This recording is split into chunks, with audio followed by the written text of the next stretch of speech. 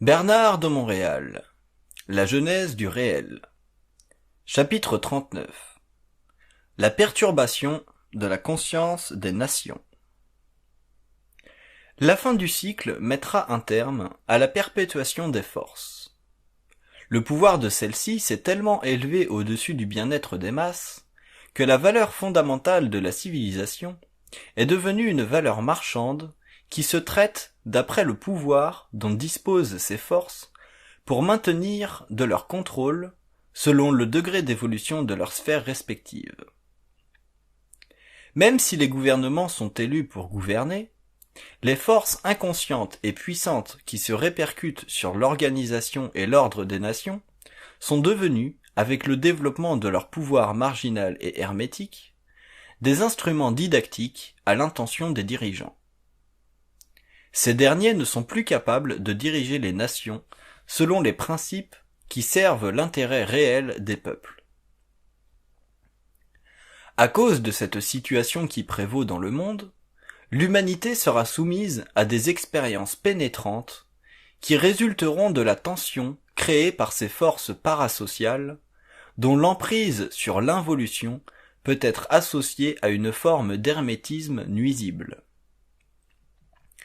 À partir du moment où les gouvernements sentiront le pouvoir de diriger leur glisser entre les doigts, la tension mondiale s'élèvera à des niveaux jamais connus jusqu'ici, et de nouvelles forces entreront en jeu pour stabiliser la conscience des nations meurtries par les forces involutives d'une civilisation qui a atteint la limite de sa crédibilité.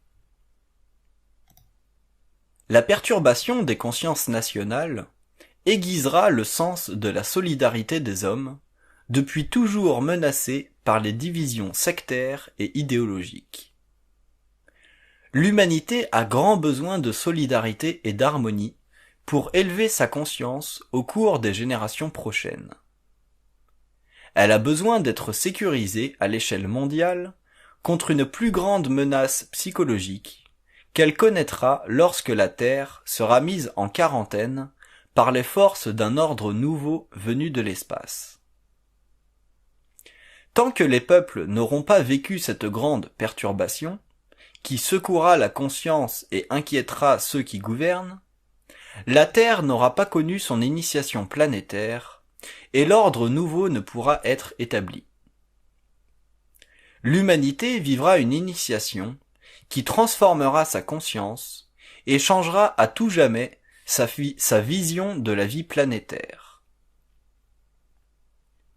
Autant l'homme aura cru en ses institutions et à leur permanence, autant le XXIe siècle sera pour lui une révélation associée à la grandiose transfiguration de sa planète. La Terre n'est pas un monde fermé sur lui-même. Elle représente un globe expérimental doté d'une conscience en évolution d'intelligence. Celle-ci sera élevée au-delà de l'imaginaire lorsque sa planète sera en contact avec les civilisations cosmiques qui lui ont donné naissance. La prochaine époque ne sera pas connue simplement des hommes, mais aussi d'autres êtres venant vers la Terre pour les arracher aux forces de l'involution qui les ont conditionnés et rendus ignorants de la réalité scientifique et universelle du cosmos. L'humanité vivra alors la plus grande des terreurs, tout en entrant dans le plus grand tournant de son histoire. La porte du passé se fermera, et une autre s'ouvrira sur un avenir que seuls les initiés de ce monde peuvent aujourd'hui reconnaître par le biais du lien universel. La conscience de l'homme moderne sera soustraite de l'appui illusoire des démagogues qui se réfléchissent dans leurs propres illusions pour semer dans le monde de la guerre et de l'attrition. L'évolution de la future Terre ne sera plus entre les mains d'hommes démunis de conscience intelligente, car le rapprochement entre la Terre et d'autres civilisations élèvera la conscience de l'humanité et mettra un terme à la division. La perturbation internationale est inévitable, puisque la Terre doit être démunie avant que l'homme ne puisse bénéficier de sa relation avec des intelligences qui l'ont surveillé depuis toujours dans son évolution régressive. Une des grandes failles de la civilisation moderne tient au fait que la science matérielle n'ose officiellement s'aventurer dans les domaines occultes de la vie et de certains phénomènes qui y sont rattachés, de peur de perdre l'objectivité si nécessaire à sa crédibilité. C'est dans la formation et le développement de l'esprit de l'homme que se trouvent les clés d'évolution, et non simplement dans la rigueur scientifique nécessaire à l'évaluation de la matière. Sans ce développement de l'esprit, la civilisation sera forcée de connaître un déraillement final. Celui-ci mettra fin à sa forme actuelle et donnera naissance à une autre, où un plus grand respect de l'esprit s'installera, qui permettra à l'homme de reconnaître qu'au-dessus de la matière règne l'esprit, l'intelligence universelle des espaces-temps parallèles. La perturbation de la conscience des nations fera partie du mouvement de l'esprit sur Terre et de son besoin de se manifester, afin que la science de l'esprit s'unifie dans une harmonie totale.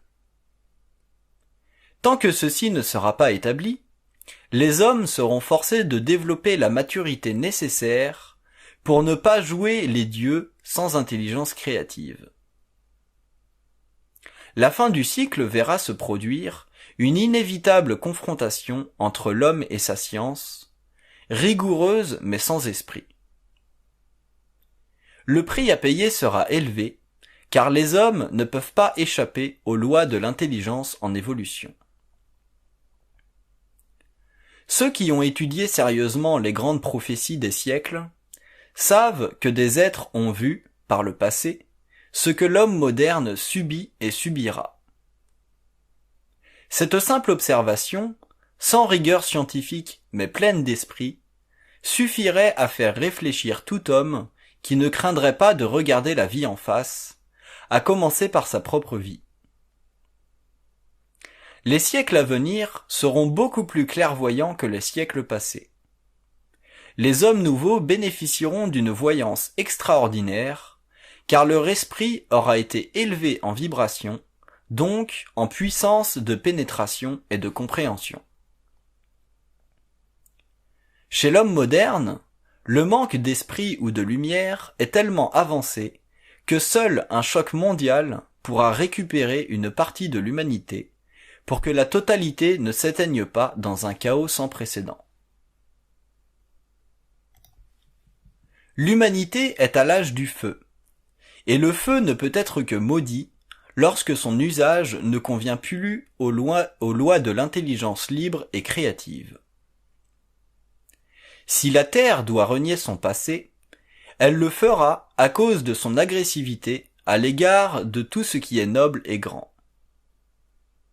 Que les puissants de la Terre travaillent à enrayer ce qui retarde et étouffe l'homme, dans le cas contraire, ils seront forcés de subir la dégradation de leur pouvoir aux mains des hommes qui n'auront pas encore compris que l'individualisation intégrale est, sans conteste, la plus grande marque d'évolution de tout être au sein des sociétés évoluées. Ils feront face à une perturbation créée par des hommes qui honoreront les idéologies temporelles ou spirituelles à orientation collective. Les lois de la science et celles de l'esprit sont différentes, et les deux doivent se fondre pour que l'homme survive, sinon ce sera la mort pour un grand nombre d'êtres humains. Ceci est réel et incontestable, et ceci fut écrit. Il est probable que les hommes mourront en grand nombre, car l'humanité doit apprendre par expérience, puisque l'être est trop démuni d'esprit pour évoluer sans souffrance. L'évolution invitera l'homme nouveau à distinguer clairement entre les lois des hommes et les lois de l'esprit dans l'homme. Cette époque sera grande, car l'être nouveau aura vu de ses yeux que la vie présente sur terre tient seulement par l'intensité de la lutte menée contre l'esprit chez l'homme sans esprit, soutenu inconsciemment par des forces obscures dont il ne connaît pas encore la nature. Les nations paieront cher le prix de leur commerce mal intentionné, maintenu pour des raisons maladives de profit qui enveniment l'économie mondiale et facilitent la pratique de la guerre par des êtres irréels et totalement idéologisés. La fin du cycle est dans l'ombre de notre propre temps. Elle est si près que déjà certains événements en témoignent. Mais l'homme, dans son inconscience, ne peut le réaliser encore, car il n'a pas succombé encore aux forces psychiques négatives de sa civilisation. Il croit toujours pouvoir contrôler l'histoire, même si le passé lui a démontré qu'il n'en est pas ainsi. L'humanité doit transformer sa nature guerrière avant que l'homme ne puisse bénéficier de l'avenir. Elle devra probablement goûter encore une fois du fruit amer de sa folie. La perturbation de la civilisation n'en est qu'à ses débuts. Malgré la rhétorique ou la démagogie, les hommes verront venir vers eux le nuage sombre de leur impuissance face aux forces psychiques de l'humanité. Celles-ci s'abattront sur lui avec une violence telle que l'homme croira que sa fin est proche. Alors que cette violence signifiera plutôt un renouveau dont le secret est jalousement gardé dans les sphères, pour que l'homme puisse défaillir devant l'échec de sa civilisation surglorifiée par une technologie sans intelligence créative. La prochaine époque démontrera que des forces, d'origine cosmique en définitive, sont à la source de la sauvegarde de l'humanité contre elle-même, et que ces forces n'ont rien à voir avec un dieu traditionnel à l'échelle de la conscience primitive de l'homme involutif. La Terre doit connaître l'adversité avant la joie, parce qu'elle doit payer le prix de la liberté. Liberté réelle, et non celle des idéologies spirituelles. À travers sa perturbation, l'humanité découvrira un lien inévitable qu'elle a toujours rejeté, avec des peuples et des forces venant d'ailleurs. Elle verra que la souffrance, de dernière heure, était nécessaire pour que change son attitude face à la réalité politique et cosmique des sphères. Sans ces souffrances, elle n'aurait d'ailleurs pas été suffisamment à l'écoute des événements pour en réaliser la dimension universelle. Le temps vient où l'homme reconnaîtra que la Terre n'est pas une planète habitée et solitaire dans l'éther infini, mais que d'autres peuples existent et évoluent selon des lois que l'homme lui-même reconnaîtra s'il veut continuer à partager sa vie avec celle de l'univers. La perturbation des nations aidera à reconnaître le besoin de vivre sur une autre longueur d'onde. Elles seront forcées de comprendre que la vie a d'autres dimensions que celles que l'esprit humain, dans l'ignorance séculaire et involutive, entretient malgré lui. Le cosmos est vaste, et l'homme le découvrira au cours de la prochaine époque. Les nations de la Terre ont terminé ou termineront sous peu un des grands cycles de vie sur cette planète. Elles seront touchées par un autre mode de vie mental, créé par le contact entre l'homme et des forces jusqu'ici non reconnues officiellement. Cette nouvelle dimension de la vie planétaire assurera la survie de l'humanité et permettra que les hommes voient plus loin que leur simple but égoïste et nationaliste. La Terre sera mobilisée par la nouvelle expérience, et l'humanité en sera pour toujours transformée. Mais cette période doit être précédée de la grande crise, car ce n'est que dans la grande crise que l'homme change de cap et apprend malgré lui à reconnaître d'autres aspects de la vie qu'il se refusait au début à considérer à cause de la mécanicité de son mental et de la puissance de ses émotions primitives et animalisées. Les nations sont des entités collectives d'âme en évolution de conscience. Elles sont régies par les lois planétaires équivalentes aux lois planétaires dirigeant l'âme individuelle, sauf que ces lois opèrent sur une longueur de temps beaucoup plus vaste. Ainsi, un nombre grandissant d'âmes peuvent jouir, au sein de la conscience collective des nations, des conditions nécessaires à leur évolution individuelle. Les nations actuelles s'éloignent trop des besoins évolutifs de l'âme individuelle. Lorsque ceci se produit, à cause des forces politiques et économiques puissantes des centres du pouvoir, la nation doit subir un revirement de conscience pour qu'un équilibre nouveau et plus consistant avec la réalité individuelle s'établisse.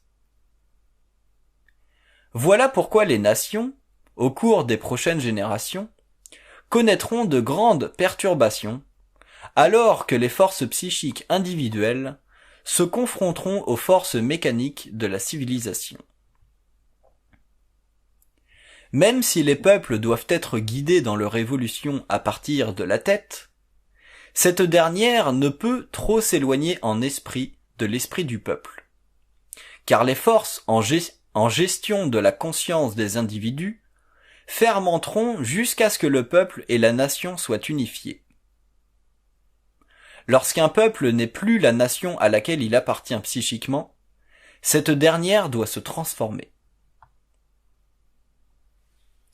L'évolution future des nations mondiales déterminera le régime psychopolitique sous lequel les peuples du XXIe siècle voudront vivre. Tant que les peuples et les nations n'auront pas reconnu une forme commune de bien, les individus, entités psychiques de ces nations, travailleront consciemment ou inconsciemment à l'élimination de l'opposition des grandes lignes de force qui les divisent en esprit. Les peuples ont une destinée, alors que les nations ne représentent que le contour historique d'une vitalité qui prend naissance dans la conscience collective des individus et réunis sous un même toit. Mais le toit de la nation doit faciliter le passage de la lumière, sinon celle-ci est vouée à l'échec. Les grands mouvements sociaux ne sont pas prévisibles. Ils naissent de l'éveil de la conscience individuelle. Les gouvernements sont impuissants à renverser ces forces nouvelles, car cette dynamique provient de l'individualité dans le peuple. Il ne faut pas confondre la nation avec le peuple. Les deux représentent des aspects différents d'une même réalité. La nation résulte de l'histoire des compressions individuelles, et le peuple est la société qui s'identifie au pouls global des consciences individuelles. C'est ce pouls, en fin de compte, qui met fin à un régime et qui en installe un autre, malgré les forces nationales qui ont la prétention de faire de la vie politique une sphère en elle-même. Les peuples prennent beaucoup de temps à s'exprimer, car ils n'ont pas l'accès direct à la volonté politique. Mais ils ont, à long terme, le pouvoir de s'imposer à l'incompétence politique, dans la mesure où ils peuvent faire éclater les anciennes formes ayant déjà servi à leur évolution, pour en faire naître de nouvelles qui les protégeront contre l'affabulation idéologique des meneurs d'hommes. Les hommes se laissent mener tant et aussi longtemps qu'ils n'ont pas pris conscience de leur impuissance. Au moment opportun, une force en eux fermente et devient à long terme celle qui transmute la conscience nationale. Le pouvoir n'appartient pas aux hommes politiques. Ceux-ci ne font qu'utiliser ce que le peuple leur a cédé historiquement. Mais l'histoire n'est pas une sauvegarde contre l'avenir. Les nations comprendront que de nouvelles forces entrent dans l'arène de la vie des peuples à partir du moment où grandit l'intelligence et s'affirme la présence des individus qui la manifestent. Au cours des prochaines générations, les peuples deviendront de plus en plus présents dans l'actualisation de leur destinée, et les idéologies perdront leur pouvoir de nationalisation. Ceci créera des nations plus affaiblies, mais des peuples plus puissants, et la balance du pouvoir passera du côté des peuples. Nous assisterons à des formes de contestation soutenues par la presse, qui deviendra l'avocat des peuples contre les tribuns nationaux. La puissance des presses écrites et électroniques installera dans le monde entier, comme il se fait de plus en plus dans les pays de l'Ouest où règne un plus grand respect des droits individuels, des batteries d'idées collectives qui feront reconnaître aux nations et à leurs tribuns que la destinée des peuples est essentiellement liée à l'avenir des individus qui la composent. Les temps nouveaux sortiront des décombres étapistes et idéologiques des nations et feront front commun avec les hommes de toutes les races. L'esprit humain s'universalisera à un tel point qu'il deviendra de plus en plus difficile de reconnaître une différence entre les peuples et les nations. Les chartes et les constitutions se ressembleront de plus en plus. Leur violation sera mise en vitrine par des peuples éloignés, même éloignés de ceux qui en souffriront l'affront. La solidarité des peuples sera grande, et l'équilibre des nations se fortifiera jusqu'à ce que les peuples et les nations s'unifient partout dans le monde. Au cours de l'involution, les nations ont présidé à la lecture des événements planétaires du globe. Au cours de l'évolution, les peuples participeront à la lecture de la conscience des nations pour en vérifier la teneur et s'assurer que l'idéologie nationale ne prime pas sur la conscience des peuples. Nous verrons naître dans le monde une nouvelle politique dont les formes représenteront de plus en plus le côté individuel de la conscience sociale. Les hommes politiques perdront de leur gravité et laisseront transparaître une plus grande sagesse dans les affaires nationales. Un souffle nouveau équilibrera les territoires et les hommes deviendront de plus en plus unifiés, car les divisions entre les nations auront été neutralisées. Le commerce deviendra de plus en plus naturel et les politiques universelles. Les prochaines générations verront de grands changements dans la vie des peuples et l'exercice des nations. Là où une grande toile les divisait auparavant, un pont de plus en plus concret se formera pour faciliter l'expérience individuelle et la rendre de moins en moins pénible face à l'esprit politique inerte que les nations ont toujours manifesté par l'absence de volonté politique qui caractérisait leur propre exercice. La politique s'épurera et les peuples grandiront en conscience.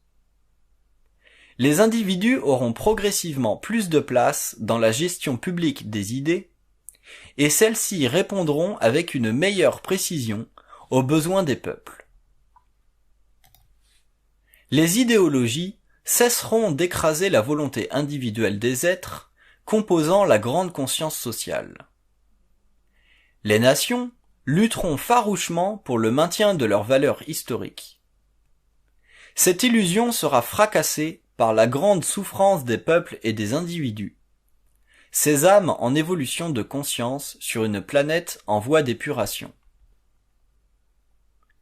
Les nations pauvres seront relevées du lourd fardeau de leur dette nationale, car une décision forcée par les événements entraînera la déstabilisation des nations industrialisées. la dette des nations pauvres sera limitée au paiement sans intérêt. Cet arrêt final à l'égorgement des nations pauvres permettra un ajustement des économies du tiers-monde. Et les nations riches créeront de nouveaux marchés fondés sur une volonté politico-économique plus créative qui visera à raffermir leurs liens avec les nations pauvres. Le pouvoir financier des nations industrialisées correspondra de plus en plus à une réalité répartie sur la terre entière au lieu d'une réalité fondée sur l'écartèlement économique. La conscience politique des nations sous-développées s'enlignera sur la conscience des besoins véritables des peuples, contrairement à leur tendance actuelle à former des bastions de liens économiques, dont le principe des vases communicants sert à maintenir le pouvoir de la nation au lieu de donner au peuple la puissance qui lui revient selon les lois de l'évolution créative. Les années à venir contraindront la conscience des nations et l'esprit des tribuns, car la volonté des peuples et la politisation de l'homme deviendront de plus en plus difficiles. Le grand siècle verra naître l'âge de l'individualité par une plus grande lumière de l'esprit manifesté. Des événements d'ordre inconnu frapperont à la porte du monde, faisant vibrer la conscience des peuples et l'esprit des nations.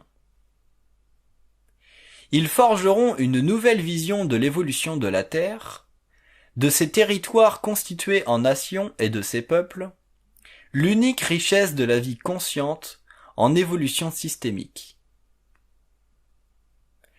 Les nations seront alors perturbées, car les forces nouvelles engendrées par des mouvements cosmiques de la vie feront ressortir de la conscience des nations le besoin inévitable de ne pas grandir au détriment des peuples. Une nouvelle force envahira les parlements, où les tribuns traitent de la vie des peuples comme si ces derniers étaient là pour leur permettre de se manifester. Le XXIe siècle verra naître dans le monde d'étranges manifestations de la conscience humaine. Les nations en seront émerveillées et les peuples bénéficiaires.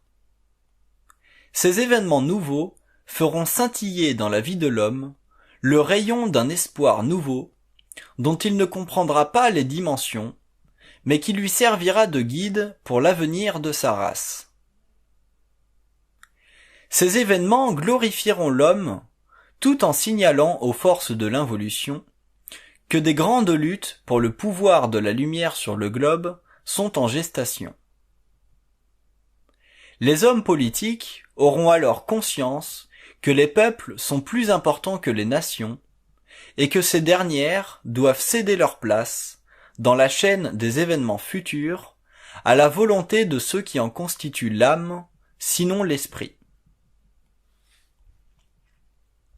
La perturbation des nations sera étroitement reliée à l'incompétence de la volonté politique, car celle-ci est assujettie à la déformation des objectifs réels destinés à l'assainissement de la vie populaire à travers les différentes strates de l'évolution économique, politique et spirituelle. La politique de l'économie fut plus importante que l'économie de la politique, et la politique religieuse plus pressante que l'éveil de la conscience intelligente.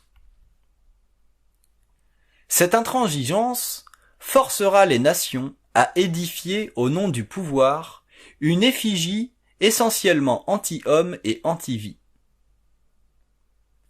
L'évolution des événements accélérera le développement d'une conscience qui homogénéisera les rapports entre les peuples et les nations, entre l'âme individuelle soutenue par le sang de la race et l'esprit de la forme civilisée dont se servent les nations pour greffer à l'histoire ancienne et présente une valeur irréelle de son devenir.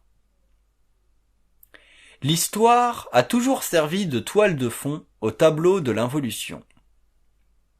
Cette condition sera renversée lorsque les peuples auront pris la place qui leur revient de droit dans l'évolution de la vie sociale. Les peuples les plus défavorisés seront les premiers à revendiquer leurs droits de peuple, alors que les peuples industrialisés continueront à se cacher derrière le visage de la nation afin de se protéger contre la vision du mal dont ils souffrent dans l'arène mondiale de la politique sans volonté créative. Pour que la politique et la volonté créative se joignent, il faut absolument que les tribuns s'occupent sans relâche de leur peuple et cessent de jouer le jeu des nations. Celui-ci fait partie de l'histoire, alors que les peuples font partie du présent de la vie de la société. L'évolution de la conscience humaine créera de nouveaux courants de pensée qui allégeront la vie des peuples et enligneront les nations selon un mode de progression politique, économique et spirituelle qui refermera les blessures de l'humanité et permettra à l'homme de prendre contact avec une vie plus grande que celle qu'il a connue au cours de l'involution. L'évolution future de la Terre s'accélérera à cause des contacts entre le temps de la Terre et d'autres temps qui ne font pas partie aujourd'hui de la conscience de l'humanité. Les nations seront grandement bouleversées avant que ces temps nouveaux se manifestent, car les lois de la vie universelle ne peuvent s'appliquer sur un globe en évolution que lorsque ce dernier a complété son cycle de développement. Il devra également avoir reconnu, à travers les événements qui ont marqué la finalité de son cycle, l'élément nouveau du cycle prochain qui aura altéré sa conscience jusque dans ses racines. Il n'y a pas de différence entre le rêve que connaît l'homme personnellement dans la vie individuelle et celui que connaît la civilisation sur une base collective. Autant l'individu vit un rêve, autant la civilisation aussi connaît le rêve, sauf que le rêve de l'homme est unique à lui-même, alors que le rêve de la civilisation se manifeste à travers la conscience qu'elle a de la réalité. La perturbation des nations équivaudra à un cauchemar que l'humanité vivra à l'échelle mondiale.